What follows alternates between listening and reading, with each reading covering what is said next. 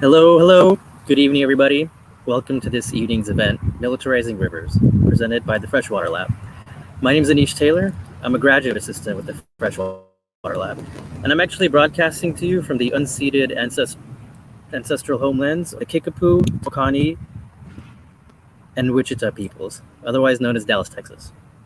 Before we get started, I'd like to provide some background context to ground us.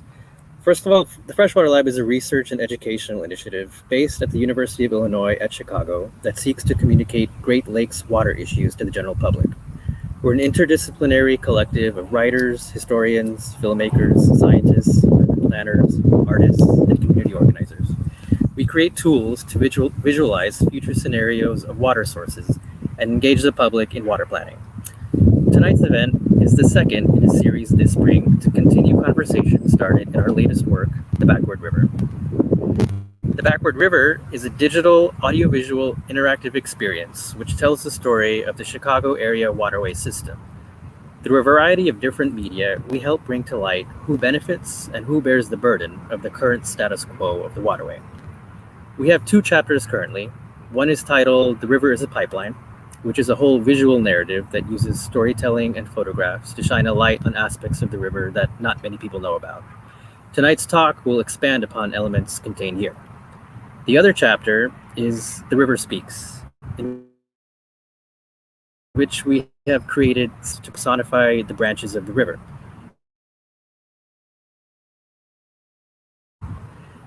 And I'll actually show you what I mean by that. I'm going to share my screen now and give you a taste of that.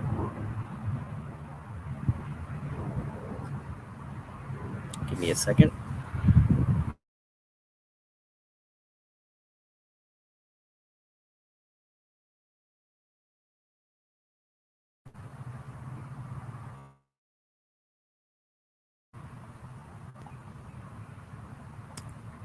So, this is our River Speaks chapter.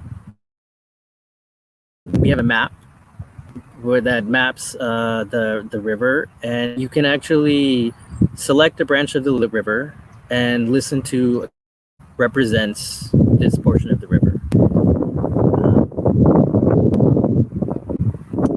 The goal of these videos is to build to allow a tool through which to build an emotional connection to the river, um, and so that we can reimagine a different future for the water, one in which we're in a more reciprocal, participatory relationship to the water, so that we appreciate it and take care of this life-giving source.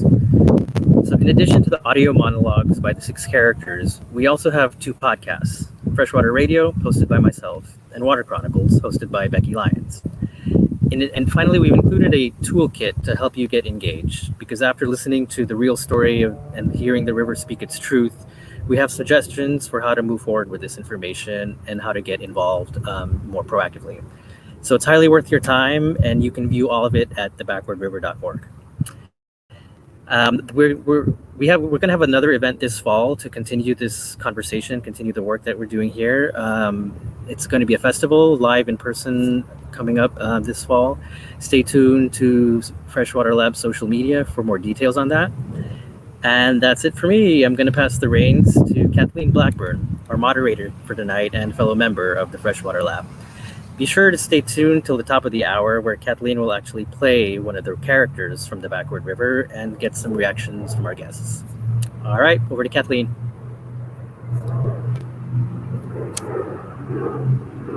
Thanks, Anish. Thank you so much. Thanks, everyone, for tuning in to tonight's event. I want to quickly thank our co-sponsors for this event. Lots of organizations and initiatives help to spread the word of our conversation that we're having tonight. Prairie Rivers, Deep Time Chicago, and some of our sister initiatives at UIC, the Humanities Institute, the Museum and Exhibition Studies, Great Cities, Latin American and Latino Studies, and the Latino Cultural Center. Thanks so much. Like Anish said, I'm Kathleen Blackburn, a research associate in the UIC Freshwater Lab. I'm a writer, and I've been involved in helping to create The Backward River, which, as Anish said, is a digital storytelling site about the Chicago River its history, and the contemporary social and political forces that impact its waters.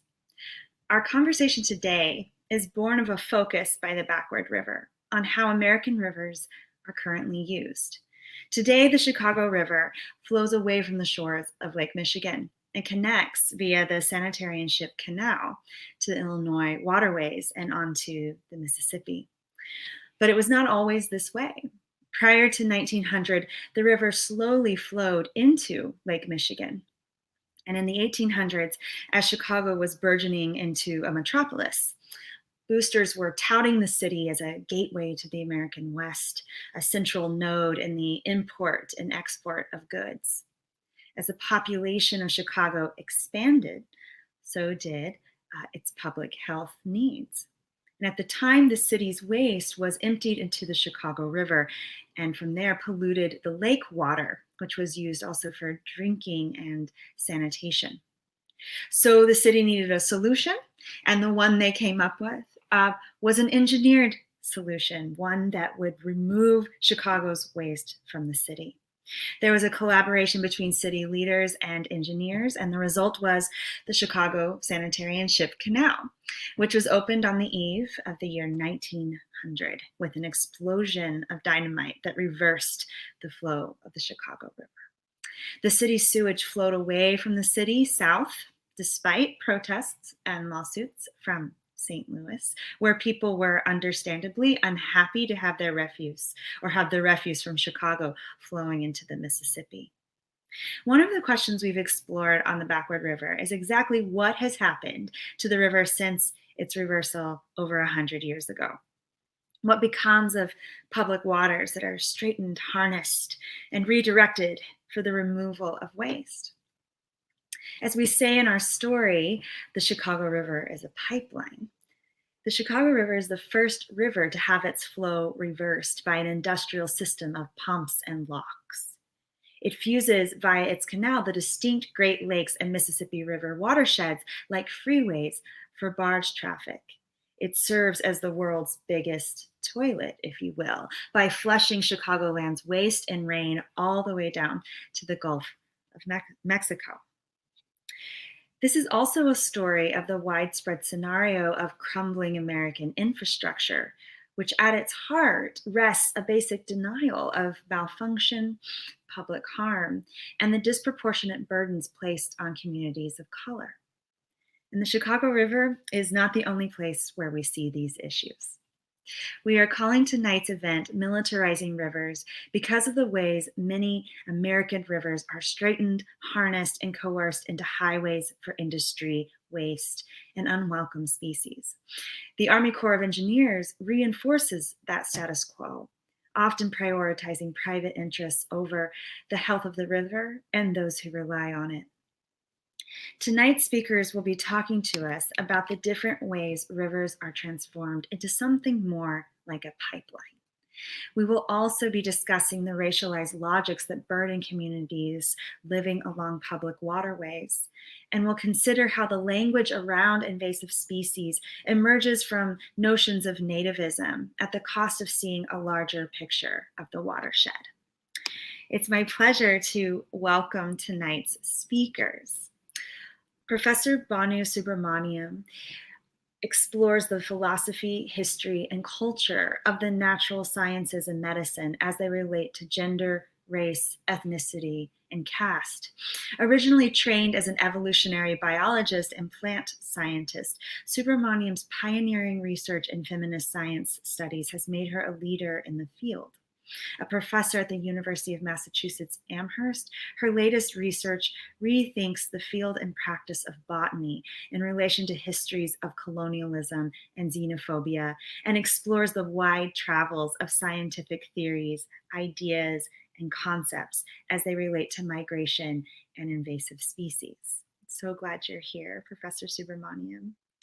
Robin McDowell is completing her doctorate in African and African American studies at Harvard University. Her interdisciplinary research combines methodologies of history, environmental studies, and visual culture with her years in the greater New Orleans area. She holds a master's in history from Harvard University, an MFA in design from the University of Texas at Austin, and a BA in fine arts from the University of Pennsylvania. Robin is a co-convener of History Design Studio, a workshop for new ideas in multimedia history.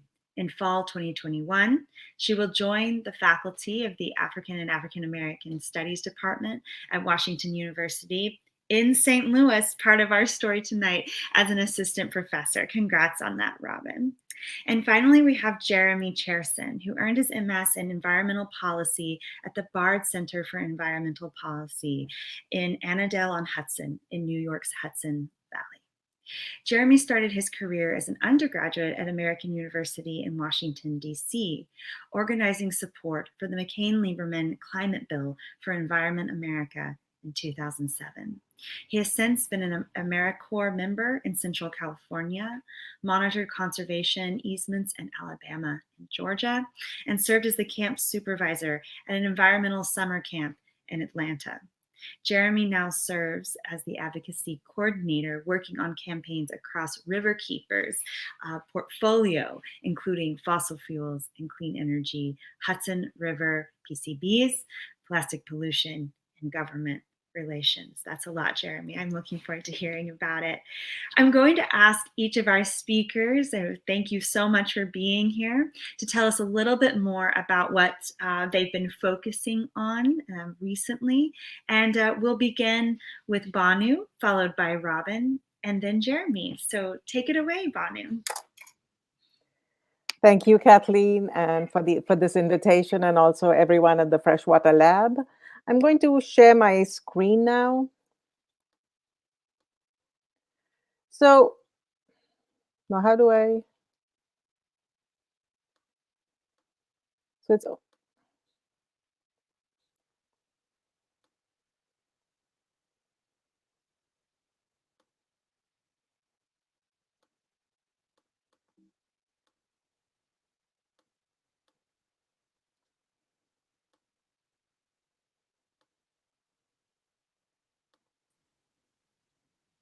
Are you able to see it? I can see it on my end. Okay, it looks like it's working on your end now. So can you just see the PowerPoint slide, or are you seeing something else? I can see the PowerPoint slide. Okay. So so again, thanks so much for inviting me. And I don't work on militarization per se, but when one works on the relationship of nature and culture, everything comes within the purview of that imagination. And certainly, increasingly in our world, the military has become so central to almost all aspects of our life. Right now, in Washington, D.C., we see the militarization of streets right there. So I want to briefly talk about insights from feminist science and technology studies, which is the field I work on. And one of the fundamental insights from that field is that very often we tend to put science outside of culture, that somehow science is able to produce what Donna Haraway calls the God's eye view, that somehow it is outside of culture, able to look into the world and produce some big T truth about the world. Instead, what people have shown over the last many decades is science is very much within culture. And science is produced by scientists who are very much part of culture. So the ways in which they read the world, they bring in the cultural biases, contemporary historical understandings, the politics of our time enters into the cultural lenses by which scientists produce truth about the world. And so we always need to recognize science is mediated through politics, through history, through biology, through all fields. And so we need to understand science as situated in that sense. Bruno Latour, who's a philosopher of science, puts this very well. And part of what he argues we have done is separated the world into the non-human world and the human world, nature and culture, as though these are two distinct, non-overlapping zones. And he calls this the work of purification. And certainly within the academy, this is what we have done. In my university, The people who study the human world are on one side of the pond, and the people who study the non-human world are on the other side of the pond, quite geographically distinct. And this has been true of almost every campus that I've been on. And so part of what the Academy has done in the name of disciplinarity and specialization is this work of purification, where people working on different aspects of the world don't ever get to come together. And that's part of what is so exciting about the program today, is getting us to think with each other about nature and culture.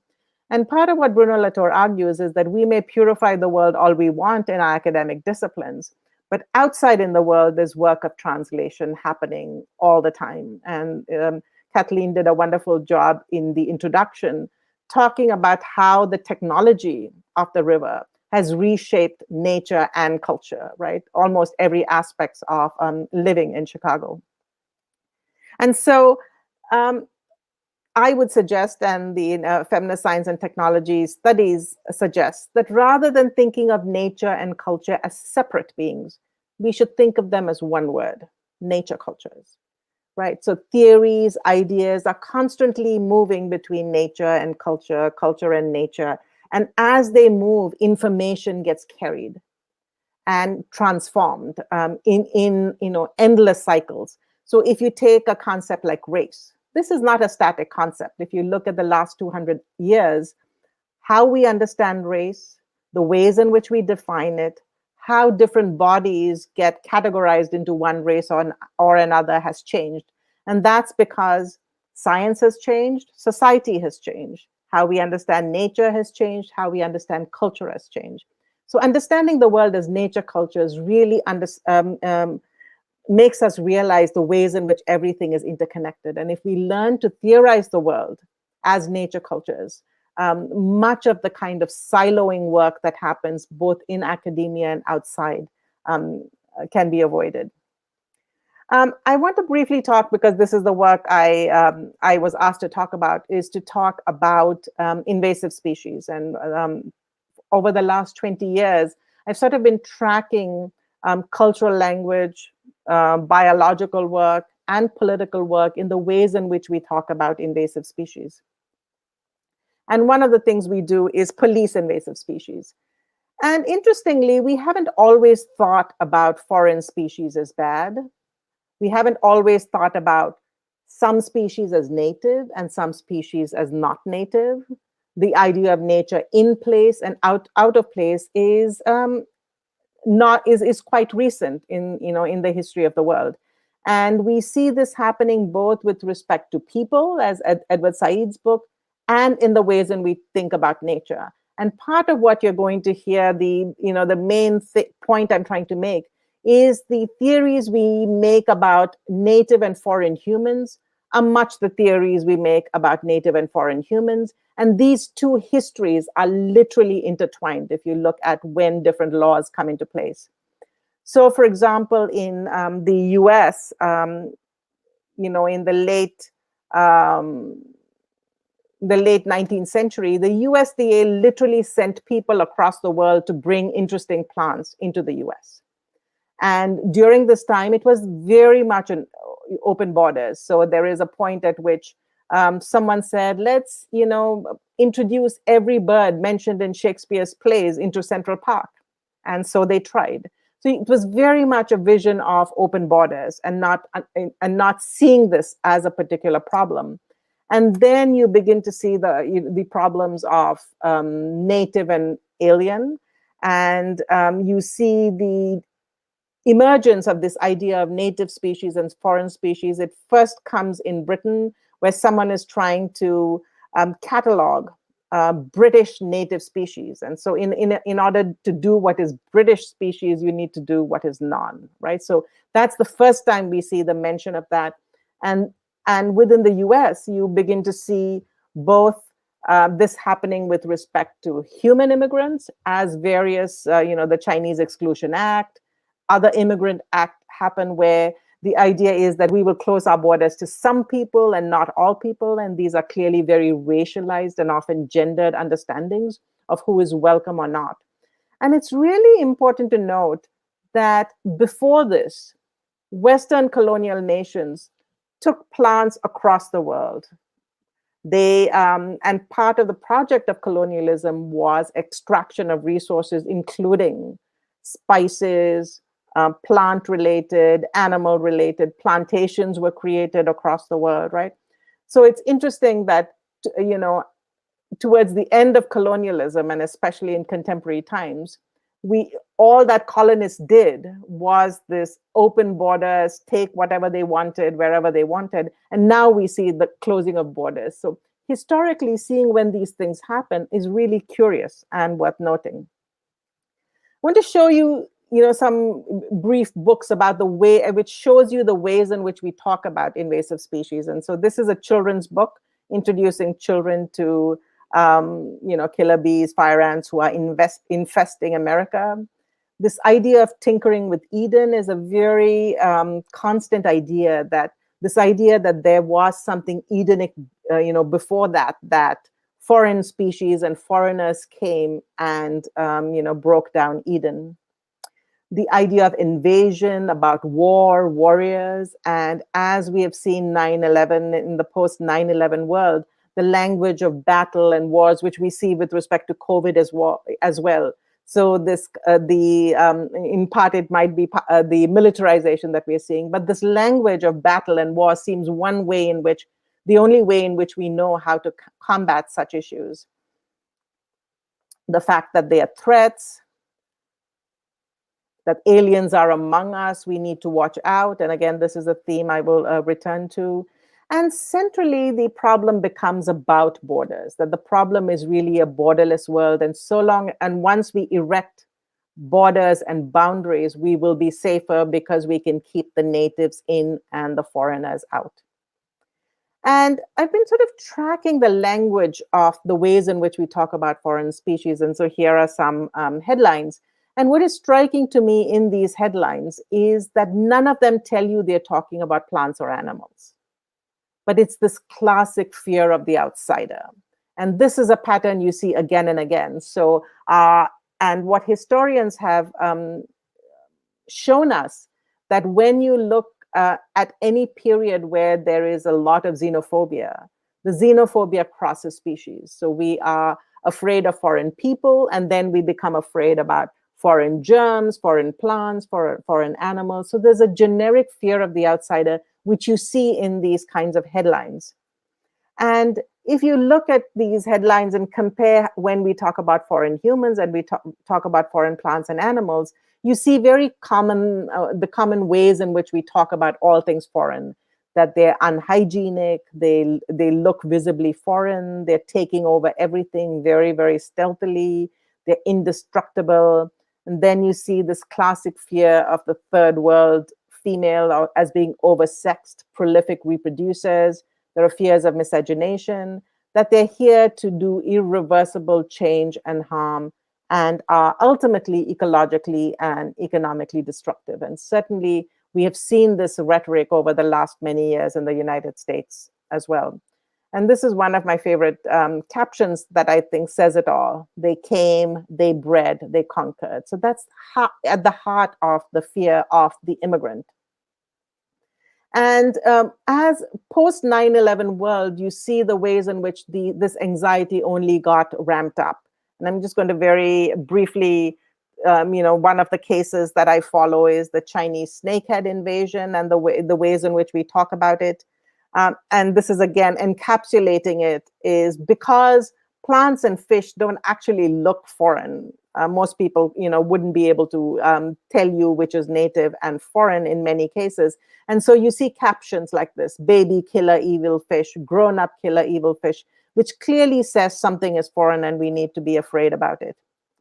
And we have seen this kind of citizen science. So as Homeland Security told us about to call up a number if we see anything foreign, we see that similarly with invasive species, as people have produced phone apps. So if you see some suspicious beetle or some suspicious plant, you can take a picture and send it off. So in a way, we are all surveillors at this point in this country. And this is a way in which citizen science has been used towards this kind of public surveillance.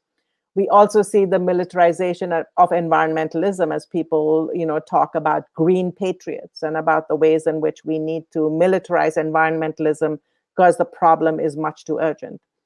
And of course, the central point in the United States is about who is the native. In all these imaginations that I've been talking about, the natives are not Native Americans who are original inhabitants of this land, but the white settlers, right, who have, through various political means, become the new natives. So there's a particular poignancy in terms of what gets native and foreign. And similarly with plants, the question is a plant that was here 50 years ago, 100 years ago, 500 years ago, 1,000 years ago? Who decides what is native and what are the criteria by which we do this? At the heart of all of this, I'm not suggesting that we do not have environmental problems, that there are not massive ecological problems facing us. But what I am suggesting is that the problems facing us are about development, overdevelopment, about pollution, about our relationship with the land and our relationship with the environment. And part of what invasive species rhetoric does is distracts us from those bigger problems into going and pulling individual plants, out of the ground, as though that's going to solve the problem. Kathleen asked me to briefly mention Asian carp, and one of the interesting points about Asian carp is that, for example, in China, where they are seen as a delicacy, they have been overfished. So there are no Asian carp there. But in the United States, where they're seen as a menace, they are overfished. So this, again, forces us to think transnationally about environmental politics. Why are some things going extinct in some places while they're invasive and a problem in other kinds of spaces? And that thinking transnationally seems really important. So I again want to return to this idea of thinking transnationally, thinking transhistorically, allows us to understand how nature and culture are really always produced together. I will stop there now.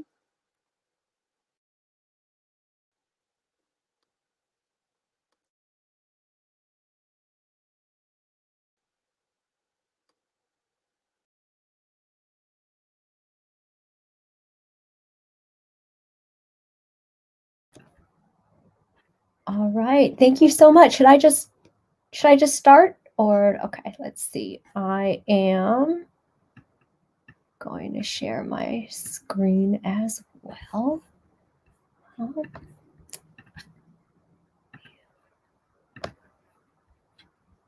Okay. All right.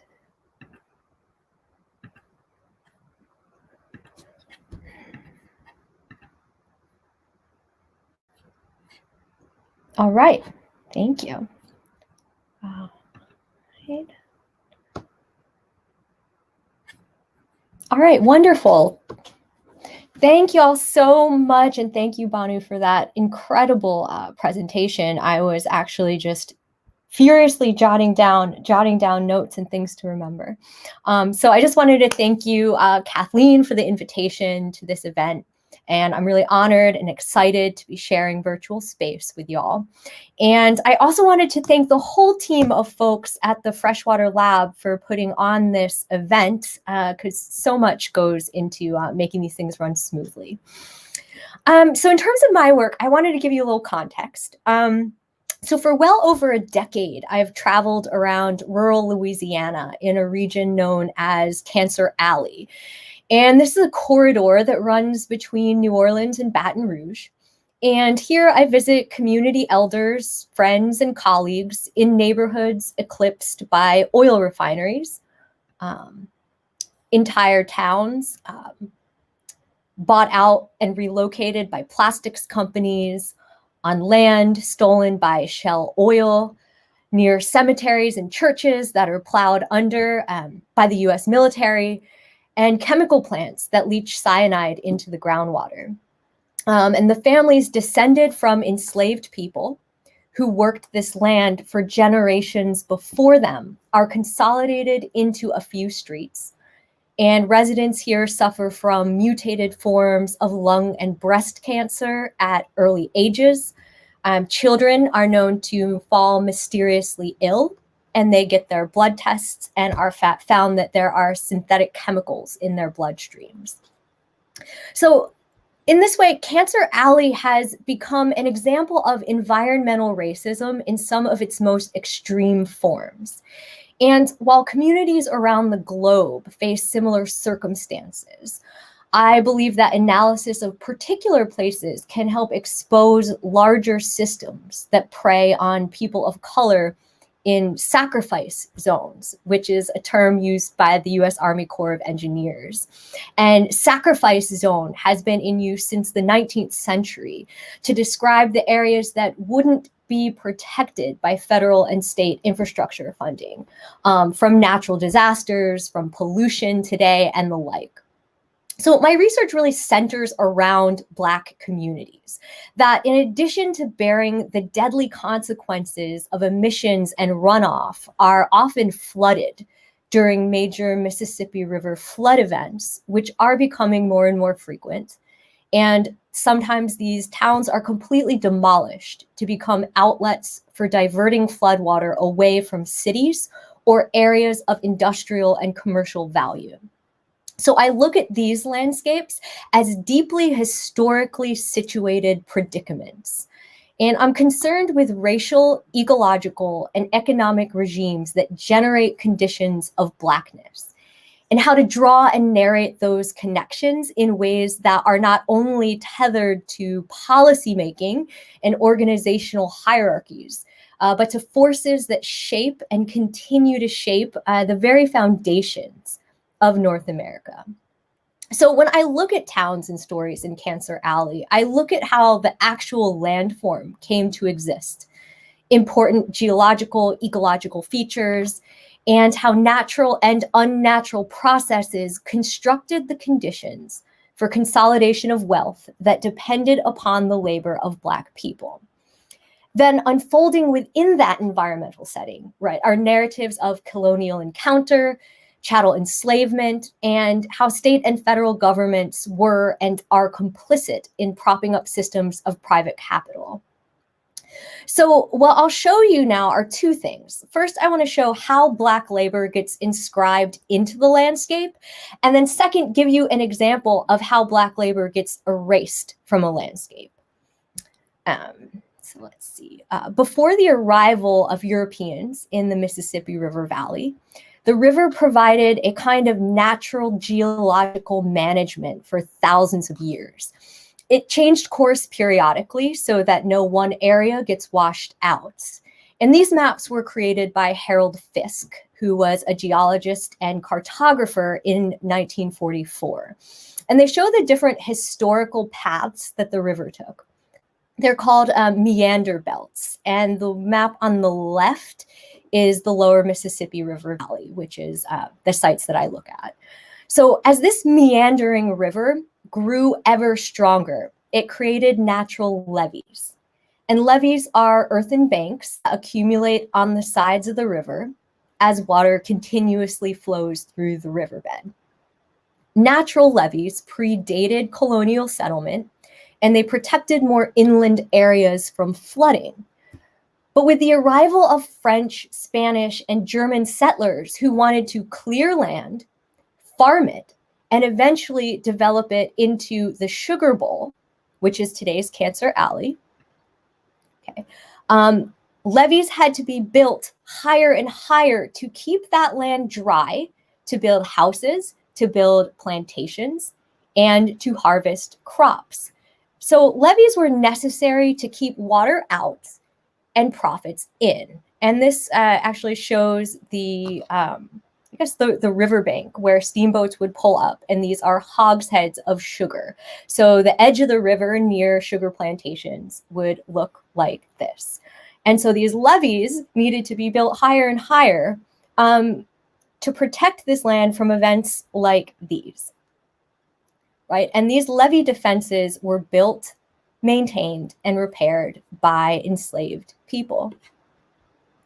So prior to 1849, state-level policy placed the responsibility of flood protection on individual plantation owners. And they would send enslaved men to build up the levees, the protective levees, with simple tools or mule carts.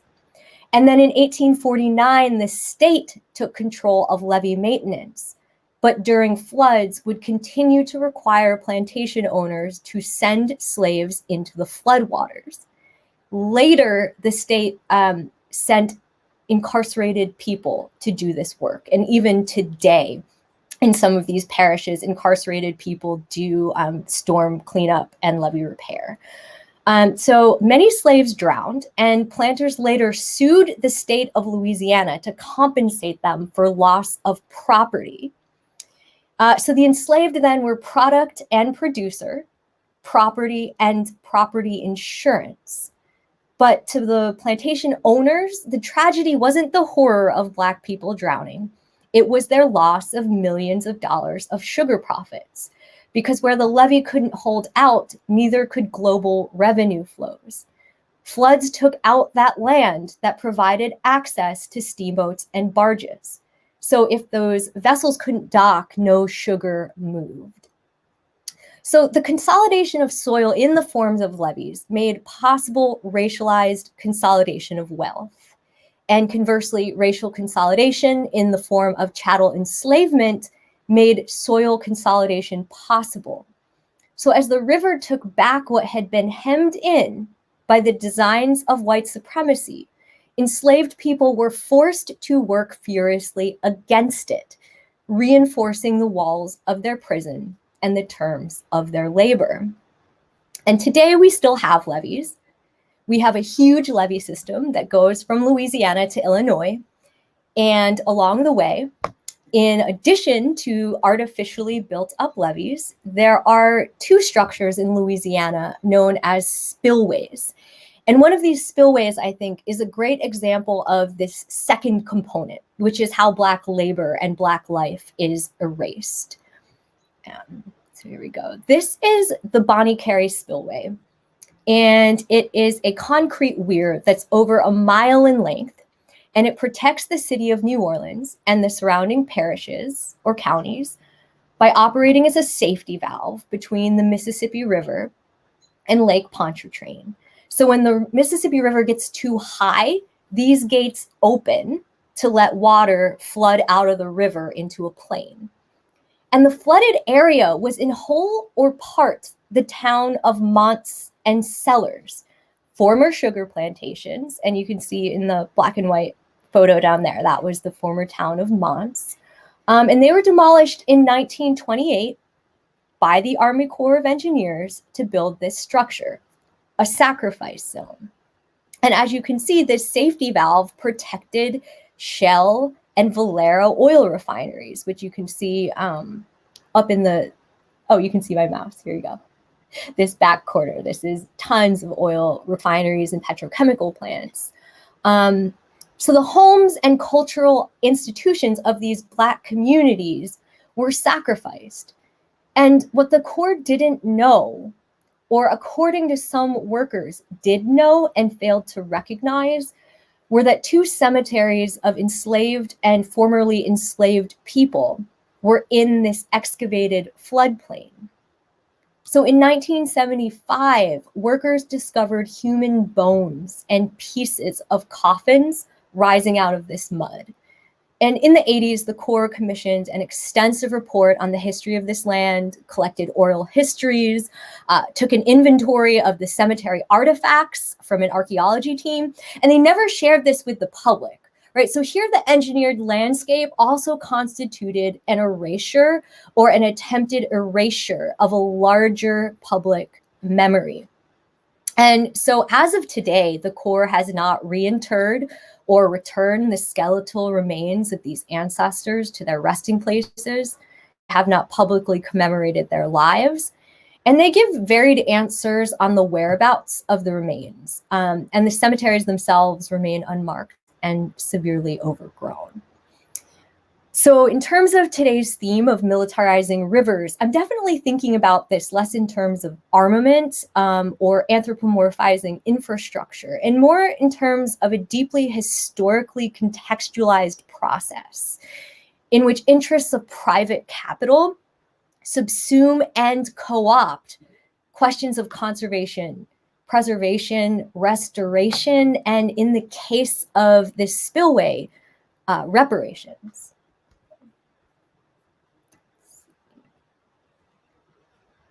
All right, so thank you so much.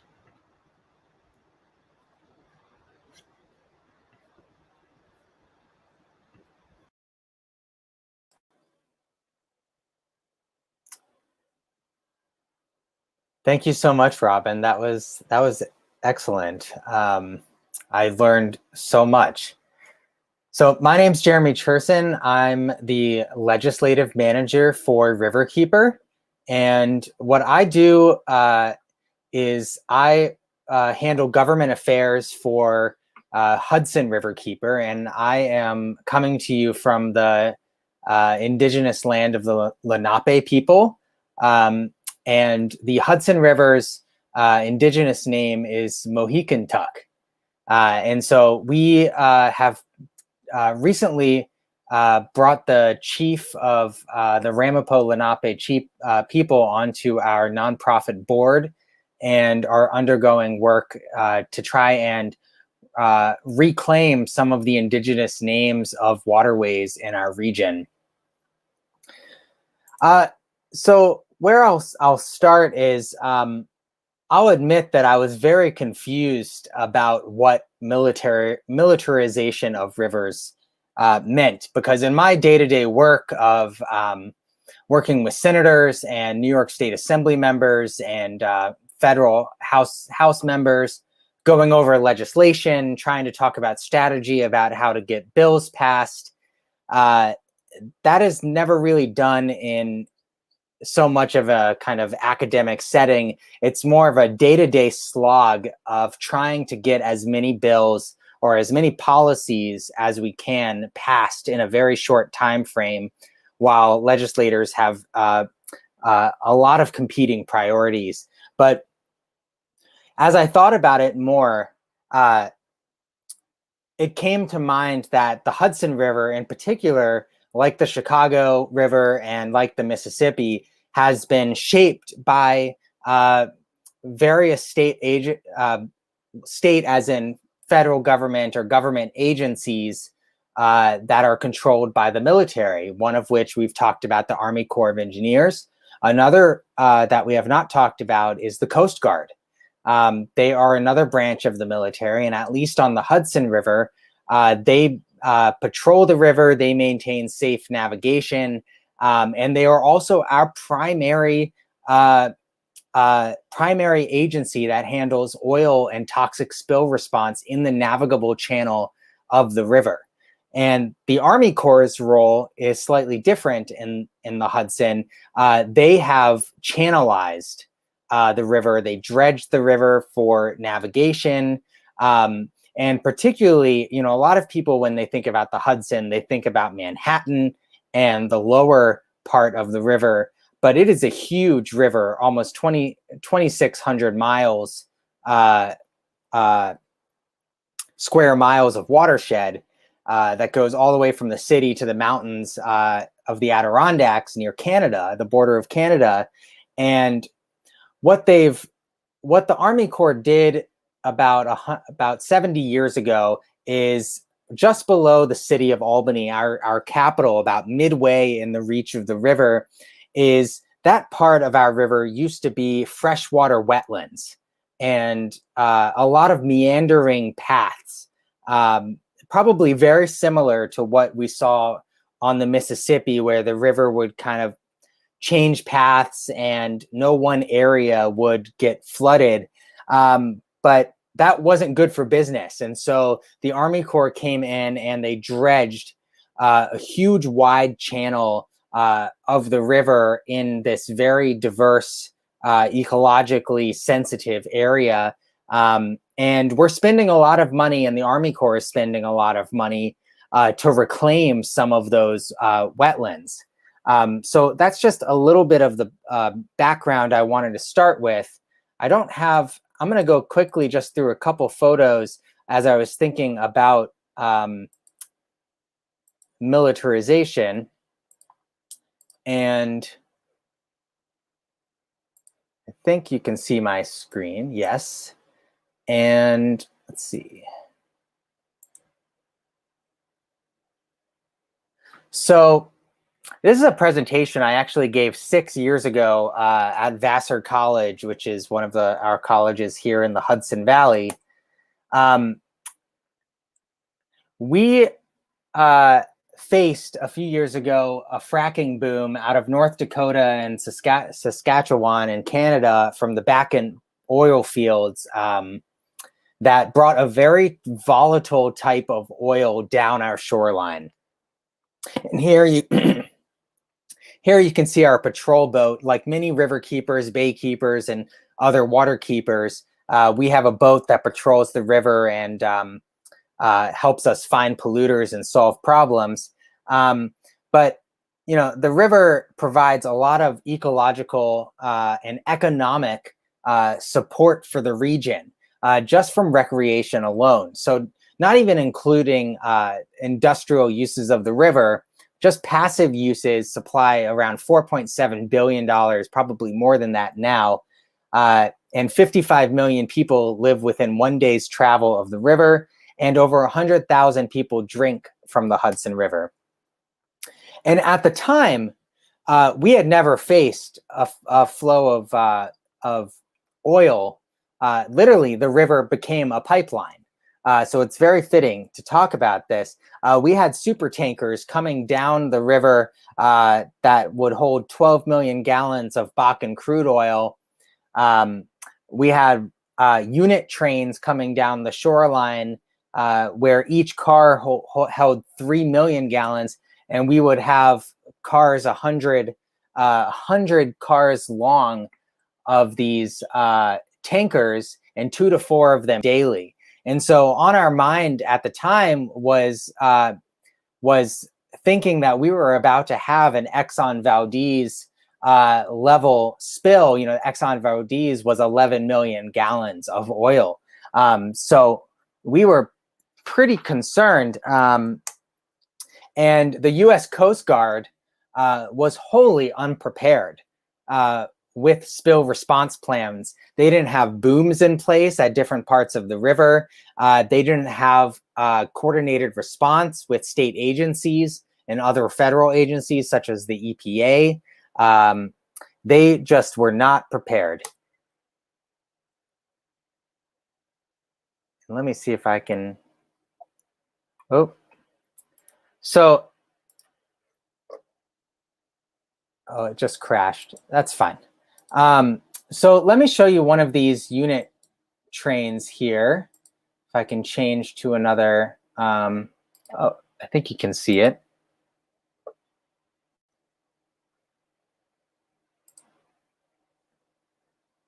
So this is what was moving.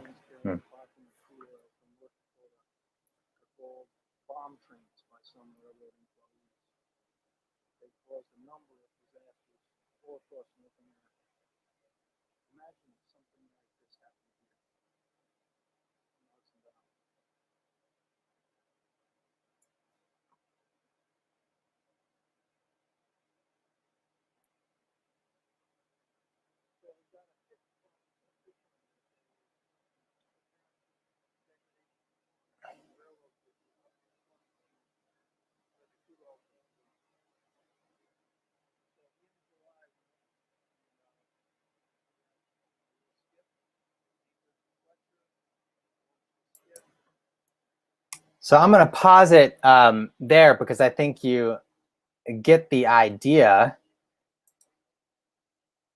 So let me stop the screen. So you get the idea of a little bit about our work and what Captain John was working on there, and was looking at rail bridges that were crumbling, and the company CSX, which I'm sure is active in Chicago as well, didn't have any plans for repair. So they're moving hundreds of millions of gallons of crude oil, extremely volatile crude oil, down the Hudson River along 100,000 people's drinking water supply. across bridges that were literally crumbling. You could kayak up to it and just pull off chunks of concrete. And we would bring this to the attention of the Coast Guard, would say, how do you prepare for a unit train falling into the river and exploding? And they would just throw up their hands and say, we don't know. So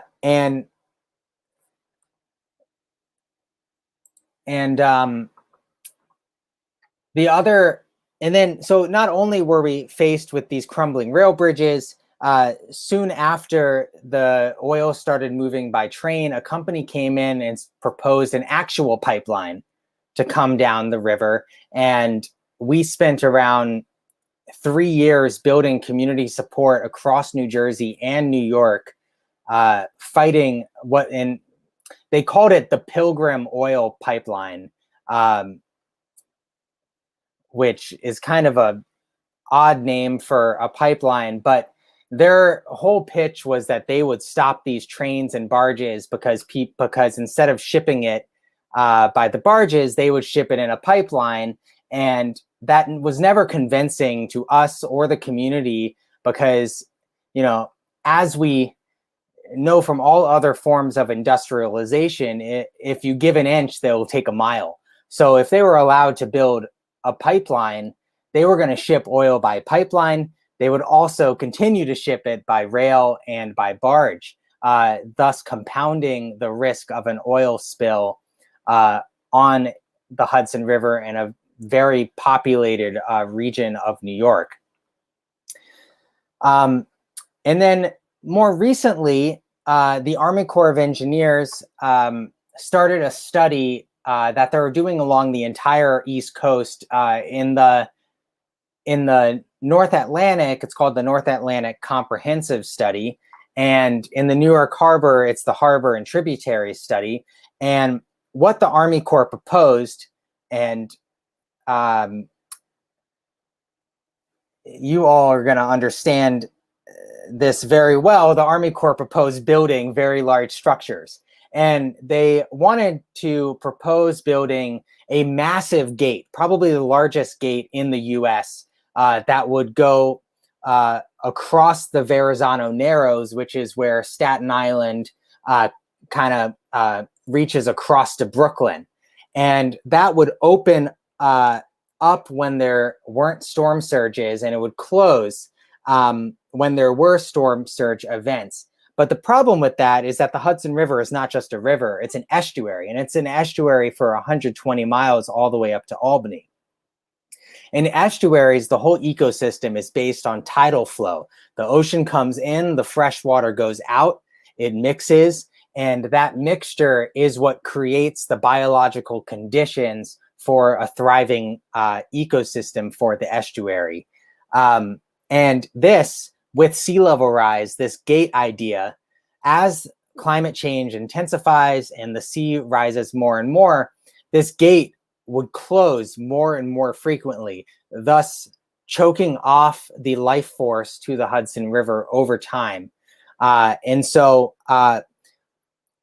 we eventually, with hundreds of organizations across the region, environmental justice groups, traditional big green groups, and others, were able to put a pause on their study and work with members of Congress just in December on the Water Resources Development Bill, where we got Congress to tell the Army Corps that they have to do things differently for this particular study. They have to work with environmental justice communities. They have to do more public outreach. They have to consider ecosystem services when they develop plans for protecting the city from storm surge. And more recently, the Army Corps is being the Army Corps and saying that the changes in WRDA don't change their study at all, and they just want to continue as is with their existing study. And so our coalition is having to go back to Congress to ensure Congress brings the Army Corps in front of them and says, we, Congress, intended for you to do this differently. And so we're working on that process now, but I just wanted to give you a sense of the back and forth that it takes to get the Army Corps to move on anything. It takes years of effort with not only the policymakers and the engineers within the Corps themselves, but with lobbyists like myself and community members stewarding legislation, and then thinking you have a victory once you get the legislation, only to see the Army Corps become even more entrenched.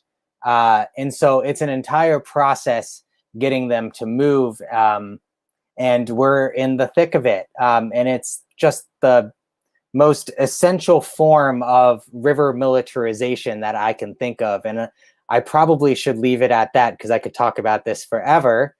So if one of the hosts could come back, I think Kathleen.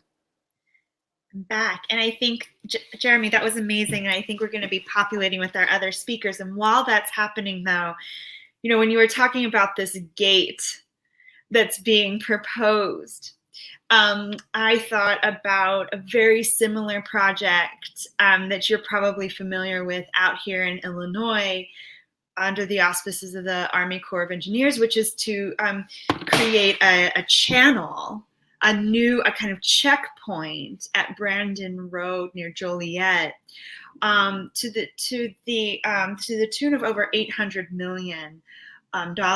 This is the current proposal, which would it's meant to double check, triple check any fish that might be moving along with the barges between the Illinois rivers and up toward the canal.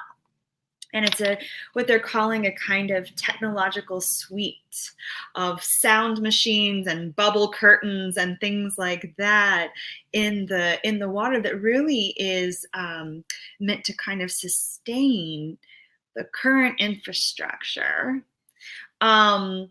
even as that infrastructure is crumbling, and there's still this transfer of species that are considered disruptive. We can talk about.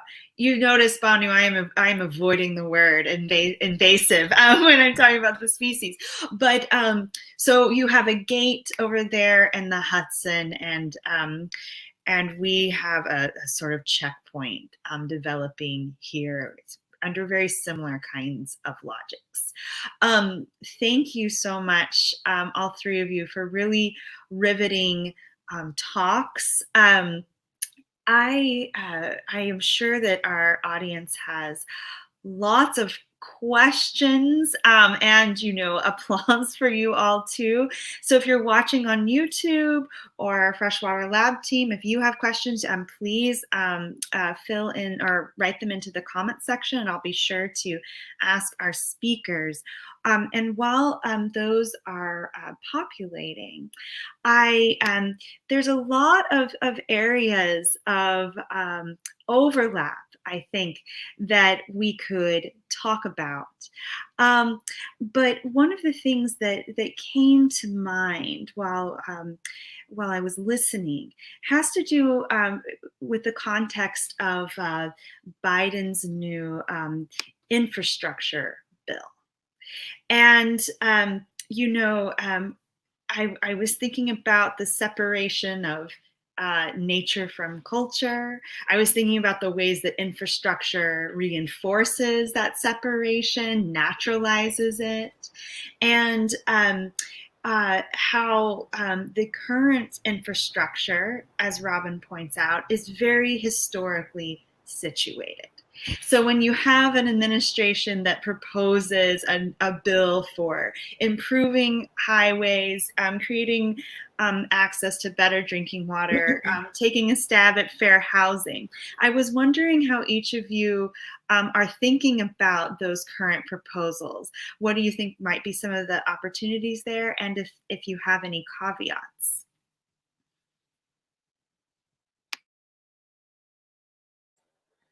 I can start. So at least to Riverkeeper and the buzz amongst folks in the water advocacy community that I'm on all the various listservs, we're extremely excited about the possibility of this funding.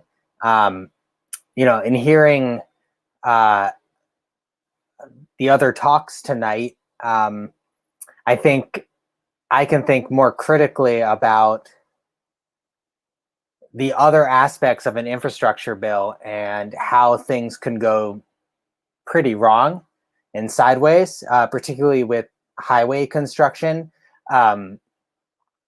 We have a highway along the Hudson, I-287 or I-587 in Albany that was built right along the waterfront and basically cuts off the majority low-income African-American community in the city of Albany from the waterfront completely.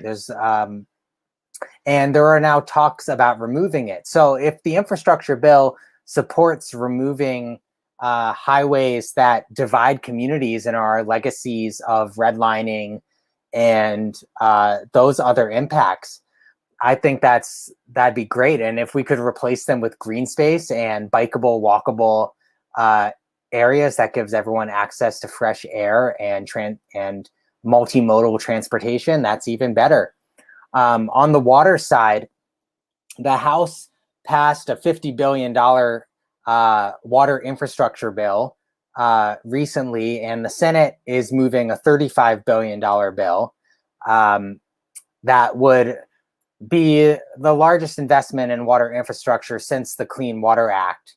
And so if any of those could get implemented and funded, which is far from certain given that our esteemed senator from West Virginia may not play along, if it does happen to pass, I think we will see a new renaissance of clean water projects and recreation opportunities for people across the country, and to finally have the chance, at least with Biden's plan on lead in schools, replacing all the lead pipes in schools across the country, that would be one of the largest public health benefits for the nation's youth, I think, in the entire package, if it can get funded.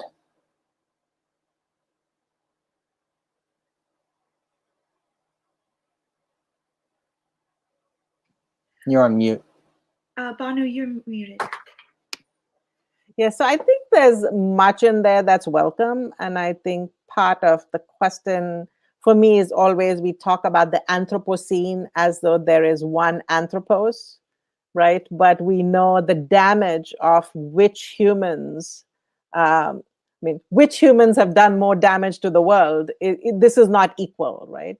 And currently now the Western nation says, well, what's done is done. Now we should equally participate in the Recovery Act, and we should all pay equally. And this is, I think, at the heart of the tensions as poorer countries have gotten wealthier. Then the question becomes like, no, you cannot live like the West, right? You cannot have the same consumption patterns because the world can't exist that way. But at the same time, the West isn't doing anything to its own consumption patterns, right? So much as I welcome the, sort of the infrastructure that has really been so unequal in giving access to certain privileges across different, communities, I still worry about this larger historical legacy going forward, because a solution always seems to be fixing the ills of technology with more technology, right? Not rethinking the kind of development paradigm we came up with and how we might reverse some of the ways in which we live. So there are deeper philosophical questions for me that still remain, even though I am glad that some of these inequalities are being attended to.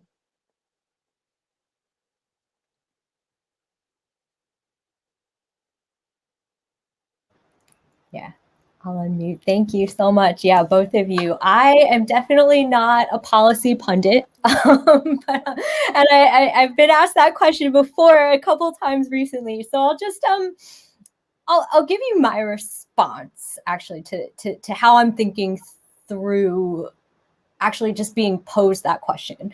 And first is I think about incremental change and visionary change, right? And I think that congressional politics is one tactic amongst many to building a vision of a world where everyone can live whole and complete lives. And as Banu was saying, improved technology and particular services are part of that. But when we think about what does a whole and complete life mean, right, then we get into an area that interests me, which is reparations and reparations thinking, right? And not so much, what kind of check can we cut for Black communities, but what does it mean to, have a debt to communities of color that can never be repaid?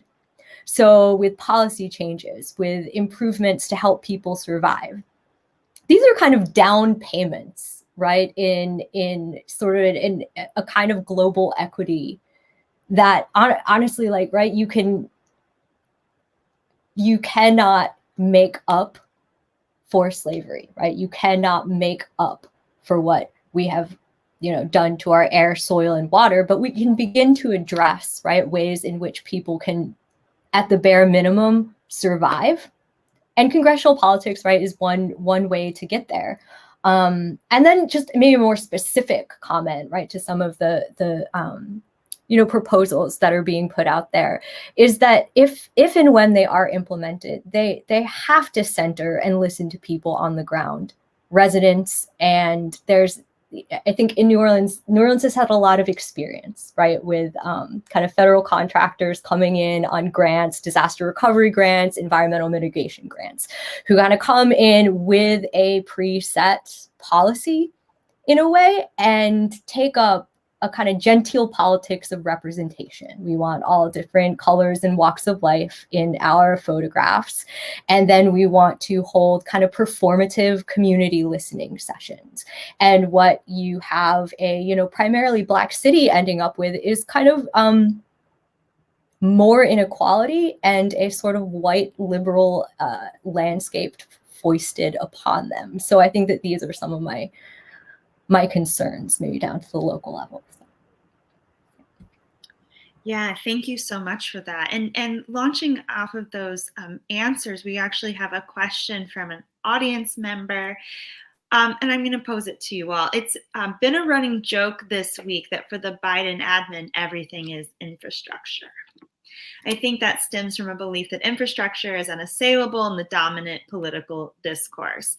From where or whom can an informed critique of infrastructure come, such that they are heeded by decision makers? And maybe I'll add my own little twist. Thanks for that question, which is like such, where can an informed critique of infrastructure come, such they are not just only heeded by decision makers, but actually come to embody the already active movements around reparations and around kind of a community-based approach to how we live in our ecosystems. So I guess I'm asking you a little bit about like going to the policymakers, but also critiques emerging from that kind of grassroots level as well. I wonder if I could throw it back to you, because part of when I think infrastructure, it seems infrastructures allow certain ways of living, right? That's what infrastructure is. If you build only roads, then you only have to go on the roads.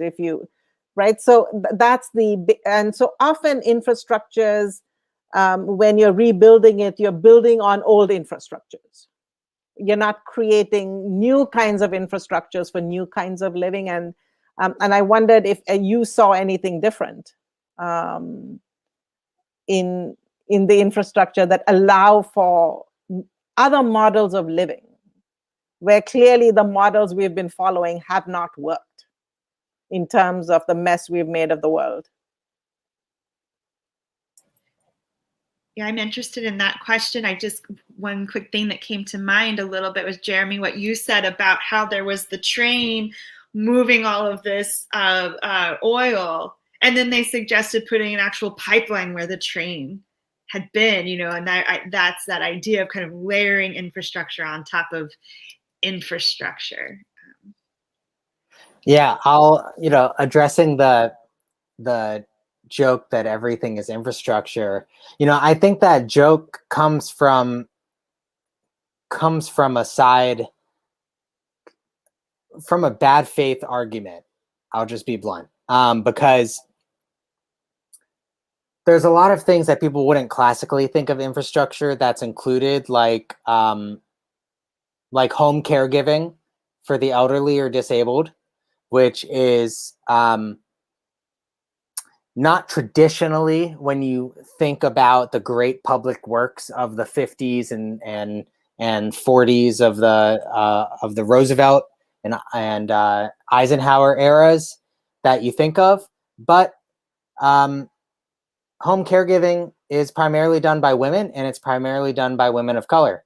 And roads and bridges and sewer systems are works that are primarily done by the construction trades, which are dominated by men.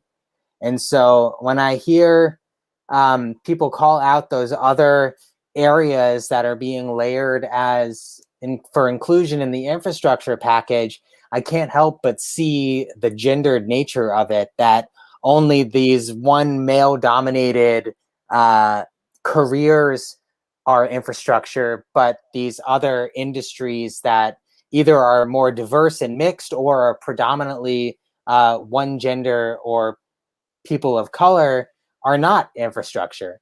So I'll stop and let other people jump in, because I know the other presenters have a lot to say about those topics.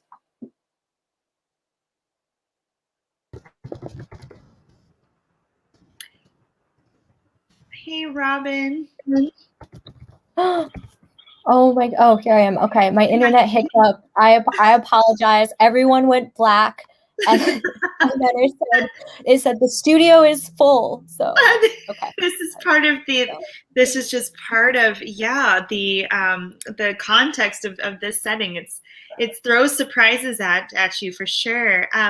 But we were just sort of talking about I think right when you dropped out a little, Jeremy was talking a little bit about kind of the gendered notion of infrastructure. Highways, dams, channels, gates, these are considered infrastructure, and they are largely associated with kind of a male workforce. But there's other kinds of infrastructures like home caregiving, which are jobs predominantly worked by women, especially women of color. So that's kind of where we're going. I'm reminded too of Banu's idea of the way that these social concepts of race and nationality and gender emerge in other domains that have been kind of academically, historically separated, as though the human has all the social and there are no social ideas circulating in the non-human world. And infrastructure might attempt to reinforce some of that, but it also gives way to its mythologies. So, if we still have speaking of infrastructure, we may have lost Robin again for just a moment, but until we, Jeremy. Yeah, until we get Robin back, I'll just add that, I was also thinking about these notions of what is infrastructure, and kind of the racial and gendered undertones of calling one thing infrastructure and then saying this other thing isn't. Thinking a lot about agriculture. Agriculture is a sector that is primarily, the workforce is people of color, and particularly low socioeconomic status. And the infrastructure plan that Biden lays out does a lot to try and lift the conditions of people working in those jobs, particularly vulnerable to the climate crisis. As heat waves get more intense and there's water shortages, making farm work safe for people is a critical part of infrastructure, if we think about it, because without a safe and productive and healthy farm working industry, then the population of the United States and the world that we export food to won't be able to get the food that they so rely on if we don't build capacity to keep people safe and healthy as the climate intensifies. Yeah, thank you for that, Jeremy. Robin, I was just saying, speaking of infrastructure, we are all species of infrastructure. But I wonder, Robin, if you have some thoughts on where our conversation in infrastructure has been going to add. And I know that you've been popping in and out. But. Yeah, thank you so much for being understanding. I think, yeah, some of the points that were brought up are very interesting to me, especially what you're talking about homework and home care, right? And we tend to think of infrastructure, right, as Jeremy was saying, as this, a very masculine material kind of intervention in our daily life in landscapes, right? And what about the infrastructure that we can't see, right? Our particular networks, one kind? Is there an infrastructure of care? Is neighborliness, right, in infrastructure? And of course, I think that, the joke that infrastructure is everything is funny, but it's also a great provocation, right, to think about that too. So if Biden says, oh, this is my infrastructure program, right? Well, again, infrastructures of care, infrastructures of health, infrastructure of alternative kinship, right? So then you could take it there, and like what I said, it's funny, but also a great way to I don't know, provide access points for different conversations. And to the just a little kind of tidbit, thinking about the gendered aspect as well, is that one of the things that I had always wished, and maybe this is an idea for another digital humanities person, is tracking the gendered use or gender pronouns for the Mississippi River before and after the Corps of Engineers, right? So I think early on it was Mother Mississippi, it was her quite a bit, and afterward you saw many times Father of Waters used, and it's a really cool pattern, I think, that I would love to actually Banu's the slide with all the words, and that was pulled out from all the uses of something in articles. I apologize, but to do that right with newspaper articles and reports and travel logs about the Mississippi River.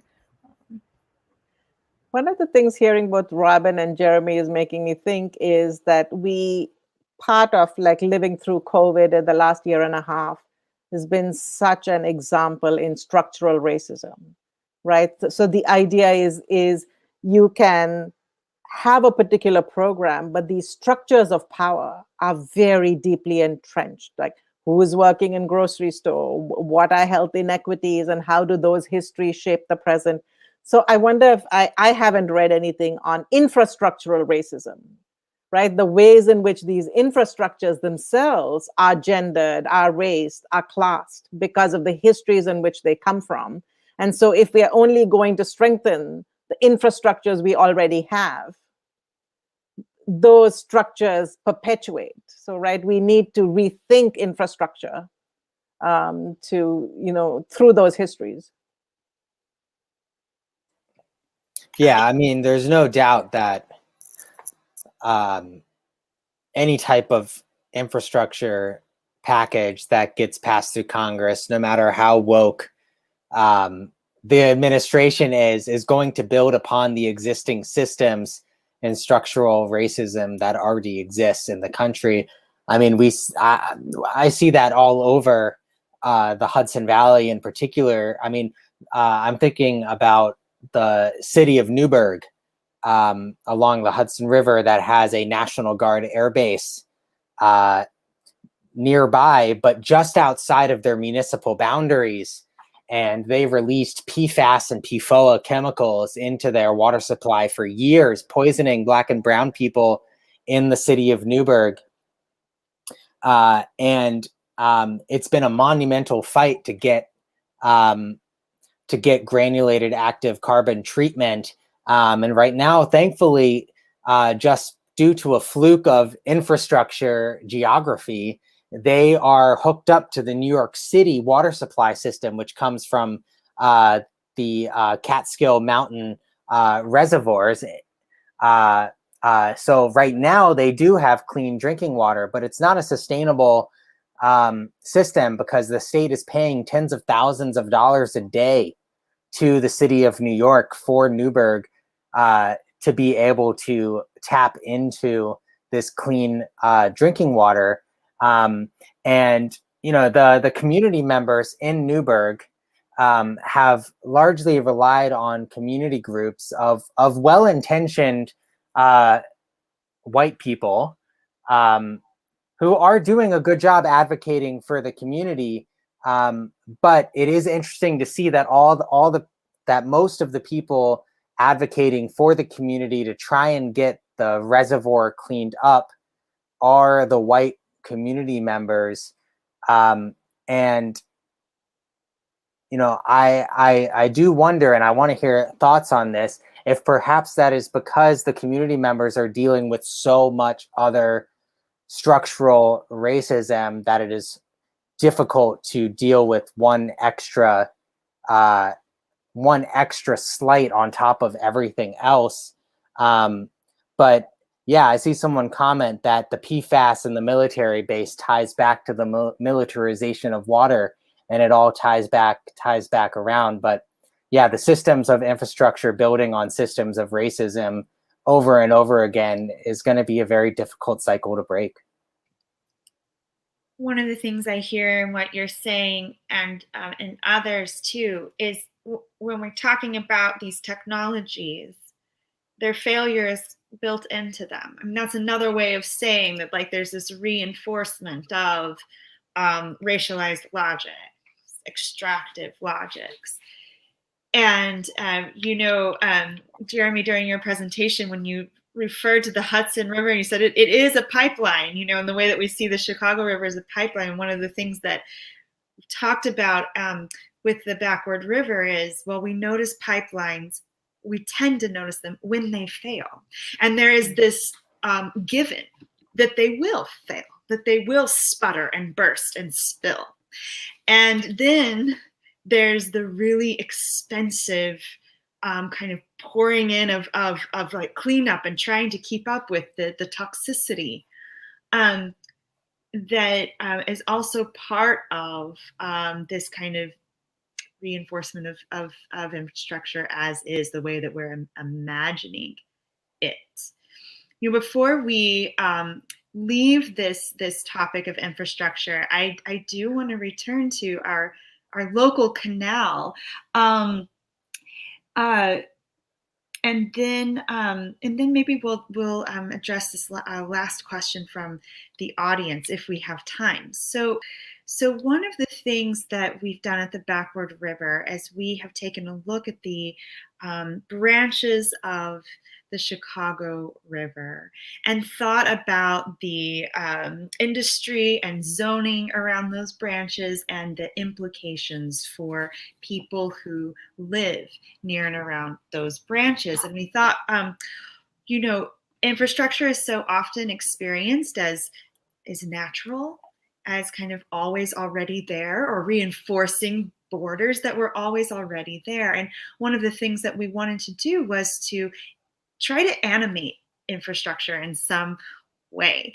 A wonderful writer and artist in the Freshwater Lab team, Tristan Ortiz, created these monologues that personify different parts of the river. And you can listen to all of them on the Backward River, but I'm going to play some audio from the Sanitary and Ship Canal. And I'd love for us all to listen together and then to hear your responses before we wrap things up this evening. I am the sanitary and ship canal. My name ends in canal because I just so happen to come from a great lineage of canals. Humble beginnings such as the canals of Amsterdam and Venice, to the magnificent marvel that is the Panama Canal. You could say I aspired to be like them. As you have seen, I have blazed my own trail to transform Chicago from swamp prairie into a boom town. I make Chicago matter. Not the main stem, not the North Branch, and especially not the South Branch, the most ungrateful branch of the city.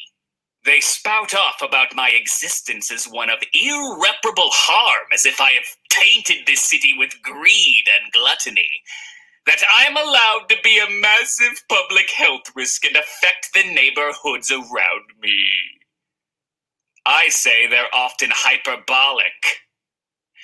Now, I do recognize my work, and my position in this river is intimidating and difficult to embrace. I see you, and I hear you. But I must say, if the branch chose to embrace their numerous industrial corridors, they would realize how important they were instead of going on about human rights violations. If only the branches understood their worth. That's the problem with a lot of the branches. Except the main stem. Though he may be a milksop, he gets the job done, presenting the city as pretty and posh. Unlike the main stem, I have to get my hands dirty to ensure the city runs. You see, I do my own sewage. The ships that sail on me are ships I know. I make it my business to see that every ship and turd flows through me to the deplanes. I do not botch my reversal flow as I merge with my business partner, the CalSag Channel. What I'm trying to say is I'm fixed like no other branch or channel in this river. I get my hands dirty to make sure the city is held up by my oil-drenched hands, even if it means picking off a couple of undesirables. I may be capitalist, but I am a staunch believer in utilitarianism.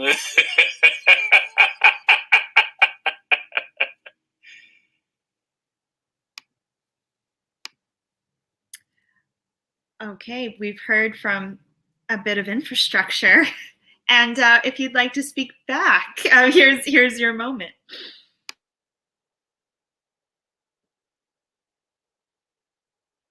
I think it captures well the kind of disposability of the natural world by which we, that's the relationship, right, that modern contemporary infrastructures have, of what infrastructures are there for humans, rather than any other kind of ethical or other relational understandings of nature cultures in a different way.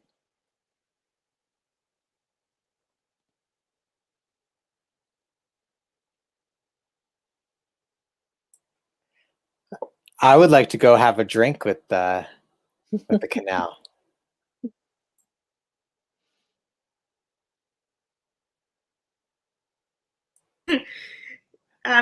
Yeah, and if you did, I'm wondering, would you have some different ideas for how the canal could be used,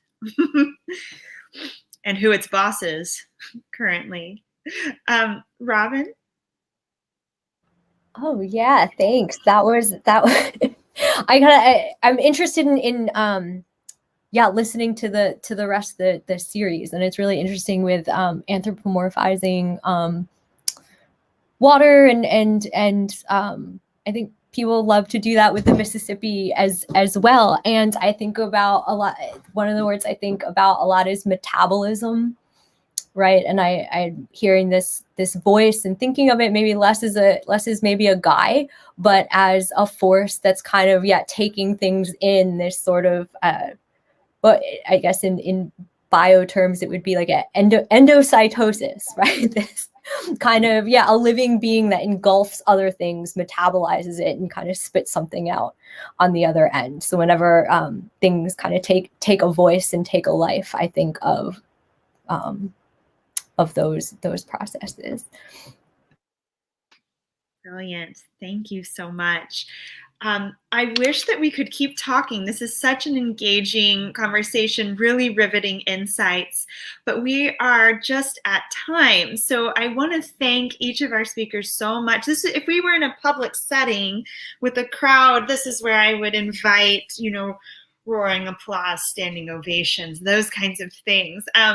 Thank you so much for being here. Before you go, I wonder if we could have a quick lightning round of where our viewers could see more of your work, any social media handles if you'd like to share them, or websites or other kinds of resources before we head out.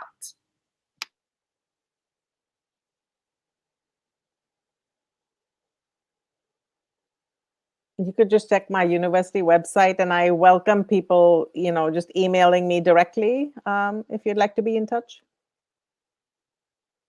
I have a website. It is robinmcdowell.com, and I'm on Twitter, and my handle is TimesNewRobin. You can read more about Riverkeeper's work at riverkeeper.org. And I am a prolific Twitter. Lots of politics and policy happens on Twitter. So follow me at Jeremy Cherson1 because Jeremy Cherson was taken. So I hope you all follow me. And man, I would love to continue this conversation. It was really fun. Yeah, me too. Thank you so much. Thank you, all three of you, Banu, Robin, Jeremy. Thank you for being here and for your insights. This has been a great conversation. To wrap us up, I'm going to turn things back over to Anish.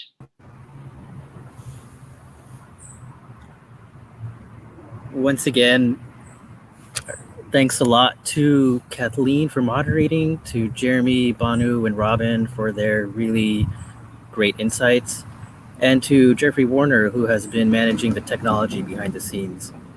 If you'd like to hear more, the rest of our material is at thebackwardriver.org. You can hear the rest of the branches speak there.